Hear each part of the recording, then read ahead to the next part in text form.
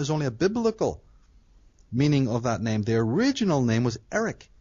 E-R-E-C-H. Now go and ask a Scandinavian person that they don't recognize that word, Eric. It's a name, yeah, of course. It's one of the most oldest and famous names. Right. Very distinctive. It's very distinct. Etymology is very distinctive. You find this, and then you go to the Babylonians, and they're telling you that Marduk, the worship of the god Marduk, who is more best known as Merodach, that's nothing but the Irish Murdoch, yeah. is coming from the northwest. Yeah. The Babylonians, in their own writings, tell you that their civilization was started by Northwesterners, you see. We get the word erected, like when you erect a monument. Eric. Right, of course. Ur. Abraham's home city. Ur. Isaac's home city. Ur. No, it's not Ur, it's Ar. Aria, from the R. A-R. See, words, vowels have been twisted so that we don't see this. There's so many words. Did you know Sumeria is Sum-Aria? Sum-Aria. The land of the Aria. And that the word in Gaelic, Scots Gaelic, Sumer, means serpent. Really? Like I said, yeah. And Murdoch, I just said Marduk is a very poor translation of Merodach. Yeah. Merodach. Where have we heard the mer? M-E-R is the biggest giveaway. I've written chapters on just that word root alone. Yeah. M-E-R, representing not only the builders of the pyramid, who we've established as Arya, but mer is men of the sea. You were talking about them earlier. Yeah, indeed. This is a word root that turns up in Mercury, turns up in merchant. Who are the mercurial ones? Who are the merchants? The mer. And then we can track them. Amorites, right? Right. Exactly in the Babylonians, one of the oldest civilizations is called Amorite, coming from the word mer, M-E-R. Right. And then those people can be tracked all the way down into France and Spain as the Merovingian dynasty. That's right, yeah. Big. We've got a tremendous chain of etymology here. And in fact, the Mer were nothing more than the Phoenicians. These very sea people that you mentioned earlier. Yeah. But here's the key with that. The Phoenician is also not really their own name. They didn't call themselves that. Right. The Phoenicians referred to, and all the ancient original historians referred to the Phoenicians as the word Kabiri. But even the word Kabiri is a corruption. It should be Kab-Ari. Right, okay. Not Kabiri, but Kabari. The Kab-Ari. There's your Ari again, the Arya. Yeah. We find this word Kabari.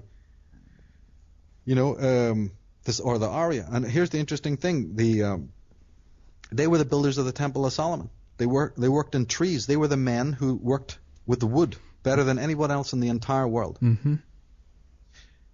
Where does the word Kabbalah come from? Kab-Ari, Kabbalah? Could the Kabbalistic system be of the Kabari? I think so. And it's a tree of life, isn't it? Well, the Kabari were the great tree men. They were the great builders of the temples of Solomon who knew wood better than anyone else. Their physical temples were a Kabbalistic temple. The Kabbalah is nothing but a theoretical temple, isn't it? A secret tradition. Right. Right, so who builds the temple? People are thinking about a physical temple in stone. No. Who builds the temple? Who are the temple men? Who are the priests of the great temple of the Kabbalah, of the knowledge? These are the Kabari, you see. And Egypt was even known as the land of the tree and the serpent. That's right, yeah, of course. Years before Christianity ever took birth. That's related to astrotheology, but it also relates to the Mer, to these Phoenicians, their high teachings. So we have it's division, and it's people. Go ahead. Oh no, I just want to say again we have all of these different names and that has been put upon potentially the same people. We have over here we have the Phoenicians, over there we have the Scythians, over here as you say we have the Kabari, whatever it is.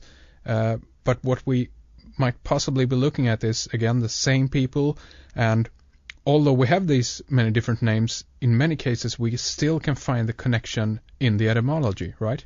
From the etymology, absolutely, because this is something that couldn't be wholly changed. They've done a beautiful job, don't get me wrong. Vowels have been totally interchanged, consonants have been interchanged, titles have been renamed into names and names into titles, and I go into this in the Irish Origins book. There's a chapter on this called The Sacred Language of the Ancients, right, where I talk about the ways that the language is corrupted. For instance, the word Osiris. I've always maintained in my book that Osiris was originally a Western god that was brought to Egypt. He wasn't native to Egypt at all. It's a perfect example of what you're talking about. If you spell the word Osiris, it's O-S-I-R-I-S. But in Egyptian, it's not spelled like that at all. It's spelled as Usares, Ausares. But that again is a corruption. It's not Usares, it's Osari. Osiris is really Osari. Right. A-U-S, right? That's one word. A-U-S, separate word, A-R-I. Osari, the god of the Ari. Right. The man of the earth, the man of the wisdom, the man of the secrets. You see, so, my God, man, we've got Bulgaria.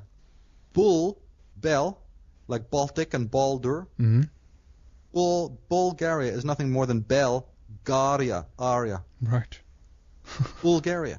Area, there's the word. Sumeria, like I said. Armenia. Armenia. Iran, like the Aran Islands off the west coast of Ireland. Aran. Right? What are the ancient names of in India? In fact, one of the earliest and the most important names of India was Arya Nadu, or Arya Desu, meaning the land of the Arya. We got Joseph of Arimathea. Also, we had Ralph Ellis talking about the famous Joseph of Arimathea, right? Who became the custodian of Jesus of Gamala, remember? Yeah. Took him down from the cross, kind of negotiated with the lunatic Vespasian to make sure that he could get custody of these crucified men, you see, who were terribly, castrated and terribly deformed, right? Yeah. The famous Joseph of Arimathea that all the British Israelites do somersaults over, saying he brought Jesus to, Britain. So there we have it. Yeah. Well, that whole story, the real story is told in my Irish Origins book is anything but that. But the point being that there we have the Arimathea bit is already saying Joseph of the Ari. Right. Very interesting. We've got it's all there, man, for the trained eye to see. Very, very interesting. Michael, before we round things up here for our program here today, I do want to talk a little bit about the upcoming conference. We need to squeeze that in here. As I said, the 3rd and 4th of May, Michael will be attending the Beyond Knowledge Conference that is taking place in Liverpool, England. So if you're interested in hearing Michael Tsarion speak or some of the other researchers there, we have David Hatcher Childress, Marcus Allen, Jerry Smith, Ken Thomas, Ralph Ellis is going to be there. Also Ian Crane and David Griffin. If you're interested in that, you need to pop on over to their website for more information about tickets and times, where it is, etc., etc. The website is beyond-knowledge.co.uk. Again, that's beyond-knowledge.co.uk. So if you're in either in England or around the UK area, or in Europe for that matter, and are interested in that, that's definitely something worth checking out. And Michael, tell us a little bit what you're going to be talking about on the conference. I've been invited to speak on the Irish origins, basically. The book came out last November, and it's been just great. People we've been sold out for over a month. Can't keep the books in. Very good. Yeah. It's just outrageous. So I did agree, to do this conference as a perfect opportunity to do my first talk ever, actually, in the world, apart from our show. We did 4 or 5 shows on the Irish origins of civilization. Yeah. Including this one, actually, would make a good addition to that. Yeah, exactly, that series. But I've never done a public talk, and I didn't know if I was going to do one, for various reasons and whatnot. But I could talk on lots of other things as well. But I'll definitely be doing this talk on the Irish origins of civilization. It will be a slideshow presentation. Been glad to participate in that because it's a tremendous list of speakers there. Yeah. Ralph Ellis is a huge mentor of mine. Love his work. Read everything he's written. Yeah. David Hatcher Childress is a legend in the field. Right. Absolutely. So, Ken Thomas, look at the work he's done, Yeah. He's a good friend, and he and Jerry Smith have always been very supportive. In my early days when I started, when I did conferences and appeared in public, they literally were like so supportive and so happy to see me. It was a very welcoming feeling. Very good. This goes for so many others as well, but so I think that people who miss this, it's this crazy, they should really get over there, if not to see what I'm doing, but definitely to support and to keep this kind of subject matter alive, to show people that we will turn up for events like this, and we have got the interest. Because just look at the rubbish, that's out there. I mean, it's stupefying when you just think of the utter nonsense, Yeah. So when you have a group of teachers and thinkers of this caliber, it's in one place, people should support it, with everything they've got, Exactly. So again, if you're interested in catching Michael or some of the other fine researchers, speakers there, go over to the website beyond-knowledge.co.uk, and myself from Fredrik is going to be there also, not to do any talks or anything, but definitely to meet up with some of the fine researchers and listen to their talks. It's going to be a lot of fun getting over there, and I guess we'll see you there, Michael. That's true. One other point, Henrik, is that I will not be bringing any merchandise, so if people want to have a signed copy of anything, they need to make their purchases online, just as a aside. That people need to realize that I won't be bringing any, books or tapes or anything like that. These are all available online, and if they want something signed, they'll have to bring it with them, because right. I won't be bringing merchandise myself. Okay, very good.